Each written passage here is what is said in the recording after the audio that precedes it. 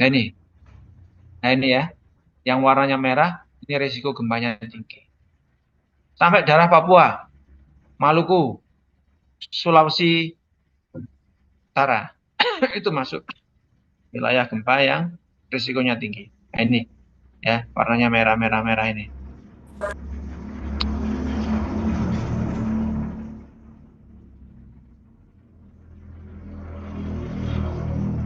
Bangunan yang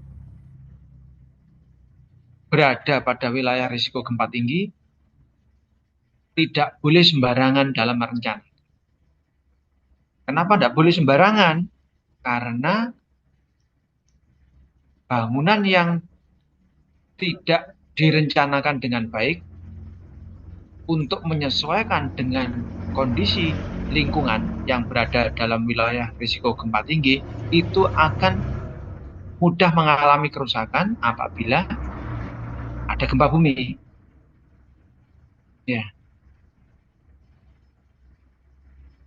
selain konfigurasi, ya, selain konfigurasi juga bentuk-bentuk bangunan tidak boleh banyak tonjolan. Ya. Karena tonjolan yang berlebihan itu gempa vertikal harus diperhitungkan supaya tidak mengalami kegagalan pada saat bangunan tersebut telah berdiri.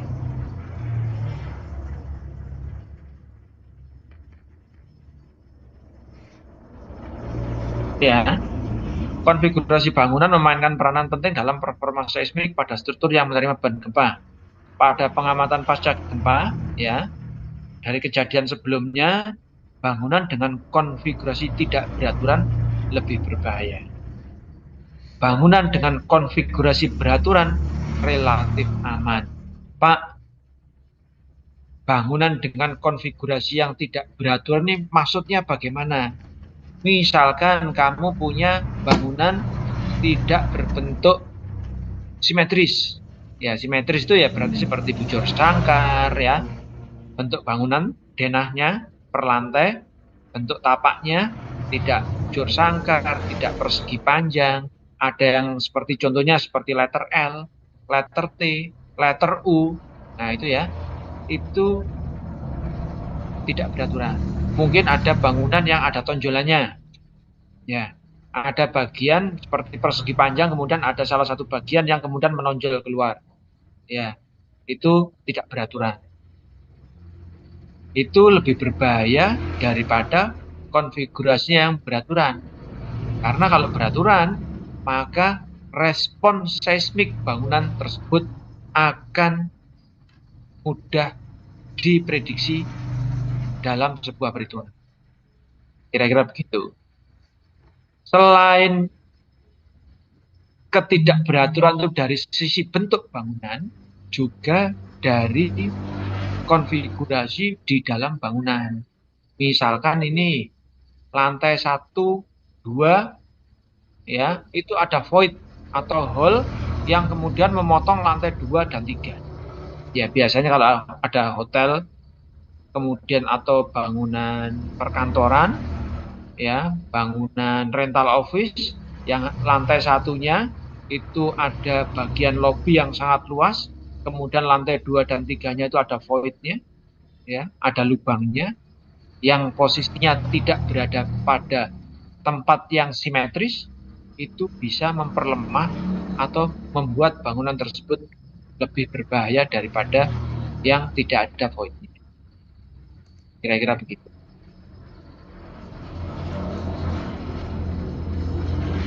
Pengaruh konfigurasi struktur terhadap performa seismik juga bergantung pada satu, ukuran dari bangunan tersebut. Karena ya, dengan kondisi bangunan pada daerah-daerah yang padat penduduk, tentunya ukuran bangunannya bukan berupa bangunan tapak lagi, tetapi bangunan yang menjulang vertikal. Ya, atau bangunan tersebut berada pada kondisi yang terletak di daerah padat kemudian dibuatkan basement. Kemudian bisa juga ada sistem struktur yang membuat bangunan tersebut ada banyak tonjolan-tonjolan. Semakin besar bangunan tersebut, intinya akan semakin berat. Semakin berat bangunan, maka respon terhadap gempa, maka dia juga akan semakin besar. Ya. Seiring dengan meningkatnya ukuran struktur, rentangan efisiensi biaya untuk konfigurasi dan sistem struktur akan lebih berkurang. Maksudnya, apabila bangunan tersebut itu ukurannya sangat besar, maka efisiensi biaya terhadap konfigurasi bangunan itu biasanya perbandingannya menjadi semakin kecil. Sehingga struktur bangunan tersebut dibuat dengan mengantisipasi banyak kegiatan yang operasional yang kemudian mengabaikan keamanan. Kemudian karena dia besar, maka terhadap efisiensi biaya dengan sistem struktur dia juga tidak berimbang. Oleh karena itu, proporsi ya bangunan tersebut terhadap respon gempa pada struktur tergantung pada proporsi relatifnya dari ukuran absolut bangunan tersebut. Kemudian terhadap proporsi ada kelangsingan bangunan yang sangat rendah. Ya, itu lebih menguntungkan. Maksudnya begini, kelangsingannya rendah. Bangunan yang cenderung tidak langsing, yaitu kelangsingannya rendah itu bangunan tersebut tidak langsing. Yang bangunan itu tinggi dan kecil atau tipis. Kemudian bangunan yang memiliki kelangsingan rendah juga akan mengurangi dampak atau efek puntir yang terjadi apabila bangunan tersebut menerima gaya. Mungkin agak membingungkan ya. Mungkin agak membingungkan karena apa? Kamu belum bisa membayangkan. Seperti apa bangunan yang kelangsingannya rendah? Ya, contohnya ya bangunan kelangsingannya rendah itu bangunannya 6 lantai. Dia lebar bangunannya dengan tinggi dia sepadan. Panjang bangunannya dengan tinggi bangunan dia sepadan. Itu kelangsingannya rendah. Dia tidak langsing. Kecenderungannya seperti kubus. Itu kelangsingannya rendah. Kalau seperti hotel-hotel yang sekarang. Bentar, break sebentar. Enggak,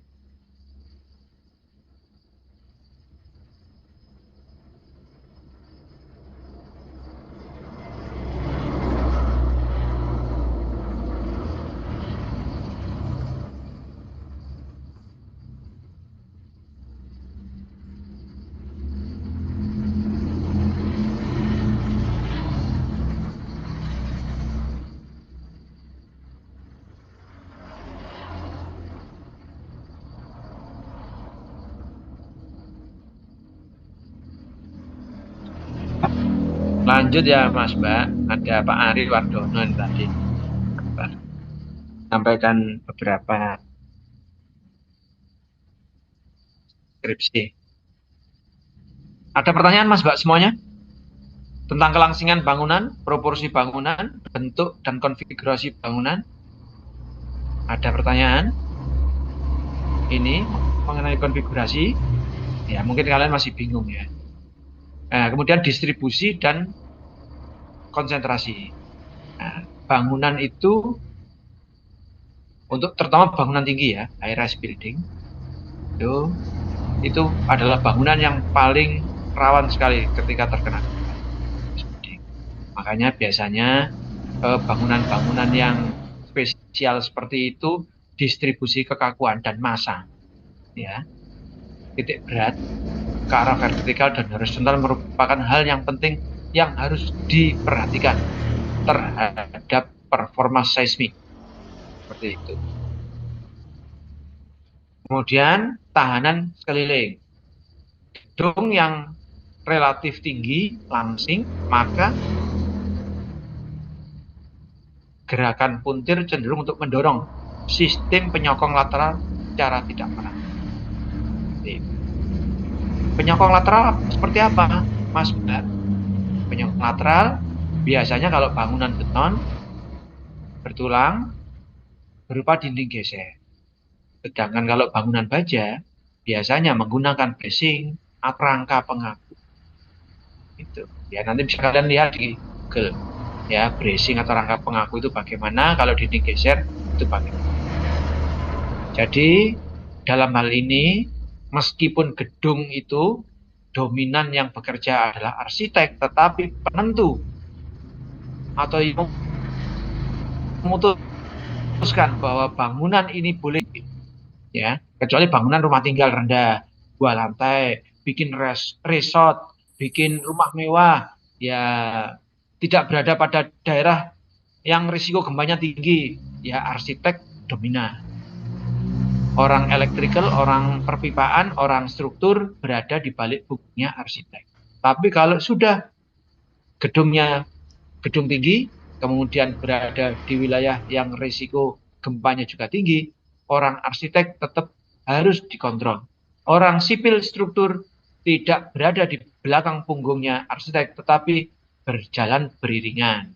Kalau arsiteknya keluar dari jalur keamanan struktur, maka perlu diingatkan. Oke, seperti itu, Mas Mbak semuanya. Gerakan puntir cenderung untuk mendorong sistem penyokong lateral secara tidak merata. Ya, tadi sistem penyokong lateral kalau bangunannya dari beton berupa dinding geser atau shear wall, kalau bangunannya baja bisa menggunakan rangka pengaku atau bracing. Pak, bisa enggak Pak gedung beton kemudian dikasih rangka pengaku baja? Bisa. Bisa banget. Bahkan sekarang ini ada rangka pengaku yang bentuknya seperti shock breakernya sepeda motor. Jadi dia nanti dipasang ditambahkan di bangunan beton, kemudian dia kalau gedungnya bergerak dia bisa menahan atau memperkaku bangunan, menambah kekakuan bangunan, dia bergeraknya seperti shock breakernya sepeda. Oke, begitu. Ya, ini contoh nih ya. Ini bangunan yang simetris. Konfigurasi bangunannya simetris. Kenapa dibilang simetris? Karena kiri kanan atas bawah bisa sama persis. Ya ini. Akan tetapi bangunan yang sebelah kiri dan sebelah kanan itu mempunyai tahanan puntir yang beda. Yang sebelah kiri mampu menahan puntir tetapi kemampuannya rendah, sedangkan yang sebelah kanan mampu menahan puntir tapi kemampuan tahanan puntirnya sangat tinggi. Kenapa begitu? Karena pengakunya, ya ini pengaku, ini kan ini kolom gitu ya. Ini kemudian yang garis-garis ini adalah garis as bangunan yang berupa balok, tengah-tengahnya ini plat, ya. Yang ini bisa kosong bisa tidak, ya. Yang warna garis warna hitam ini adalah dinding geser, pengaku lateral. Ya, beberapa buku menyebut pengaku lateral. Pengaku lateral seperti ini biasanya berupa beton, ya, dinding geser dari beton. Yang di sebelahnya pengaku lateralnya bentuknya berbeda. Jadi bagian kiri ya, atas bawah. Kenapa kok tahanan puntirnya rendah? Karena pengaku lateral ini berada pada bagian tengah gedung mendekati titik berat gedung. Ya, semakin dia mendekati pusat kekakuan, pusat massa gedung, maka penahan gaya lateral ini tidak terlalu banyak fungsi dalam menahan pergerakan bangunan akibat gempa, terutama terhadap putir. Sedangkan yang di sebelah kanan ini bagus sekali.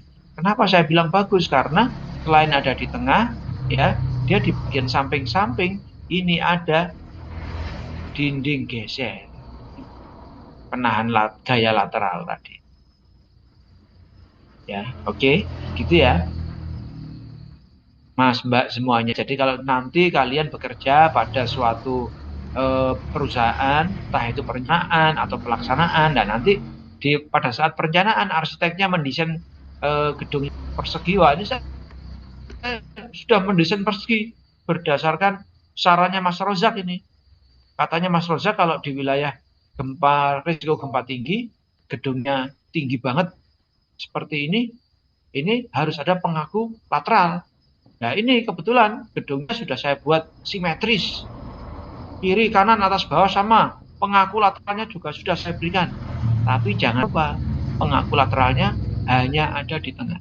Sehingga kemampuannya menahan puntir tetap tidak cukup bagus. Ya, kemampuan menahan puntirnya rendah. Kemudian sama Mas Rosak ditambahi lagi bagian pojok-pojok ini dikasih dinding geser. Akhirnya arsiteknya marah. Mas, sampean itu mikir apa tidak? Bagian tepi itu kan tempatnya jendela. Lah kok dipasang dinding beton bertulang seperti itu? Lah orang-orang nanti kalau mau lihat pemandangan gimana?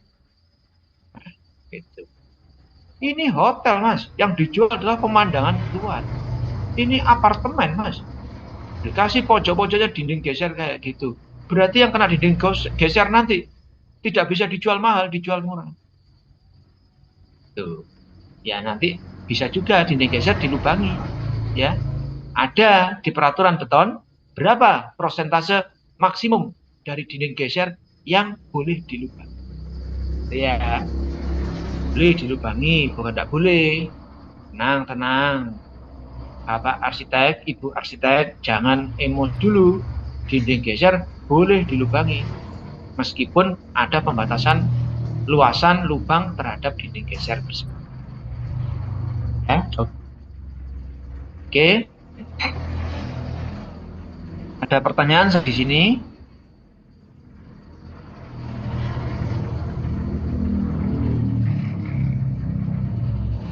Bagaimana?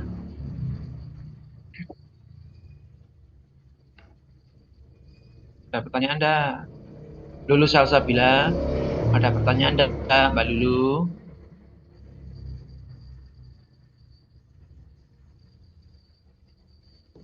Halo, Mbak Anditya, kamu kok pandangannya kosong begitu? Kamu memikirkan rekayasa gempa apa menu takjilnya nanti? Rekayasa gempa. Saya memikirkan menu takjil nanti, Pak. Sekarang kan sudah harus persiapan. Adinda, bagaimana Adinda?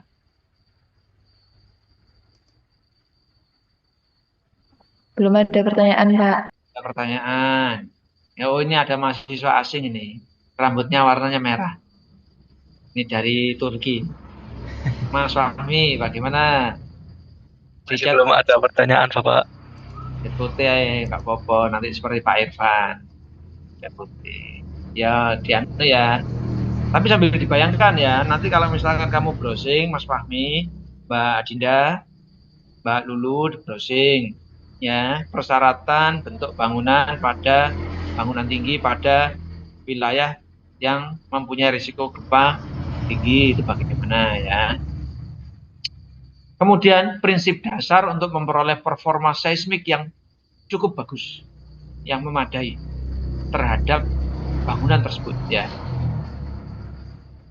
Pertama adalah kesederhanaan, simplicity. Pak, maksudnya kesederhanaan itu apa, Pak? Apakah bangunannya tidak perlu kasih jendela, tidak perlu kasih pintu, sederhana begitu? Ya, dikasih kelambu. Bukan begitu. Yang dimaksud kesederhanaan itu ya kalau bisa gedungnya tidak banyak tonjolan, tidak banyak overstack, tidak banyak cantilever, ya.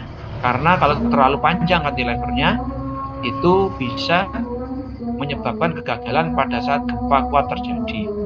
Di peraturan gempa tertulis cantilever atau tonjolan pada bangunan dengan panjang tertentu harus dihitung gaya gempa vertikalnya. Pak, panjang tertentu itu berapa? 50 cm, 1 meter, 1,5 meter, 2,5 meter, apa 4 meter, Pak?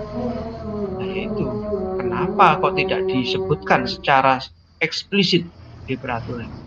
Ya, karena cantilever atau tonjolan pada bangunan gedung itu pertama, kalau memang tidak disebut eksplisit berapa panjang yang harus dihitung gaya gempa vertikalnya, tergantung pada yang menopang. Ya, misalkan baloknya ukurannya kecil, cantilevermu panjangnya 2,5 meter, balok konsolmu, balok cantilevermu ukurannya hanya 20 cm kali 35 cm. Yo jelas gak kuat. Begitu kena gempa, ya maka terjadi respon yang berbahaya karena terlalu kecil baloknya. Oke, itu yang disebut kesederhanaan. Bentuknya kalau bisa tidak perlu aneh-aneh lah. Lek gak percaya, kamu nanti browsing ya gedung-gedung tinggi yang ada di Jepang, yang ada di Korea Selatan, yang ada di Taiwan, yang ada di Hong Kong. Nah, itu ya pasti minim dari ornamen atau hiasan-hiasan yang ada di luar bangunan. Supaya apa? Supaya aman terhadap risiko gempa. Ya, kalau di tempat kita kan di bagian luar, ya di setiap jendela itu ada kanopi pada setiap teras atau jendela. Kanopinya kemudian menggunakan atap kayu, rangka kayu, dan penutup atapnya genteng. Nah, kamu bisa bayangkan ada gempa kuat, ya, kok gak brodol gentengnya ya. Ya kalau di bawah tidak ada orang lewat, pas orang lewat di bawahnya kanopi tersebut ketiban genteng, ya apa-apa sih. Gitu ya. Uniformity tadi sudah saya jelaskan ya. Uniformity itu seragaman ya. Ini ada juga yang menulis kemerataan. Saya menulis di buku itu kemerataan ya, saya tulis kemerataan. Seragaman ya tadi bentuknya simetris, pembebanannya seragam, bentuknya juga simetris ya. Itu. Kemudian kalau ada balkon-balkon ya tidak terlalu menonjol dan kemudian juga tidak tidak area tertentu saja supaya nanti bebannya sama ya harus dibuat simetris ya gitu ya. Kemudian ada simetris ya, simetris itu sendiri ya berupa simetris dari bentuk, arah X dan arah Y bangunan tersebut, arah memanjang dan arah pendek bangunan tersebut itu simetris ya. Kalau bisa ya mendekati bujur sangkar ya. Kemudian lantai-lantainya dari bawah ke atas juga sama.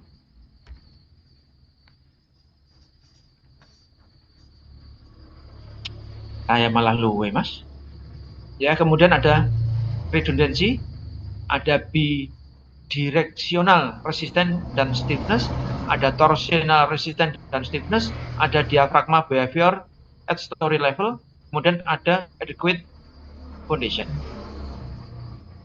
Ya, redundant, tahanan, kemudian bidirectional resistance, itu ketahanan terhadap arah dua arah dan kekakuan terhadap dua arah, kemudian ada kekakuan atau kemampuan menahan torsi dan kekakuan dalam menahan torsi, kemudian ada diafragma, perilaku diafragma pada setiap tingkat, kemudian ada fondasi yang dapat menahan cukup beban dari atas maupun dari samping.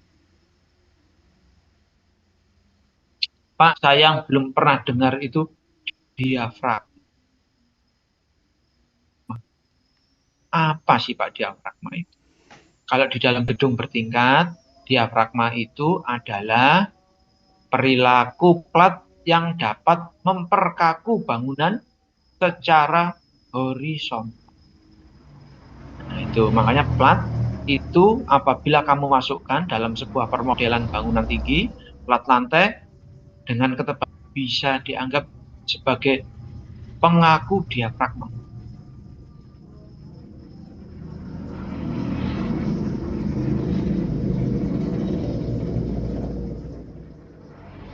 Oke, begitu. Ya, nanti gambar-gambarnya saya carikan ya. Minggu depan kita kuliah. Nanti gambar-gambarnya terkait dengan ya, bentuk-bentuk apa yang simetris, non simetris, nanti saya sampaikan. Ya, tadi ada pengaku berupa dinding geser, ada pengaku berupa rangka dressing. Ya, nanti saya sampaikan. Kemudian plat sebagai diafragma, ini bagaimana? Ya. Jadi ini adalah sebuah bangunan ya. Low width to depth ratio.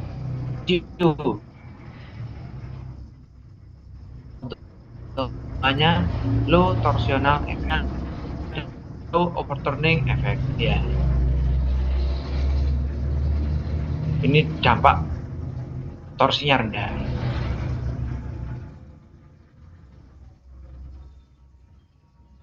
Dampak lekuannya apa? Overturning itu mesti terpuntir. Torsi itu puntir sebenarnya. Torsi puntir sekali, tapi kalau bergoyang sambil bergoyang dan berpuntir. Ini pada ada simulasinya. Overturning itu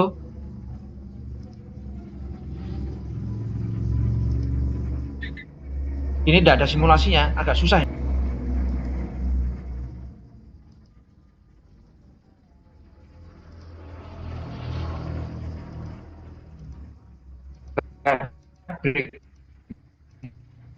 Bentar. Menit ya.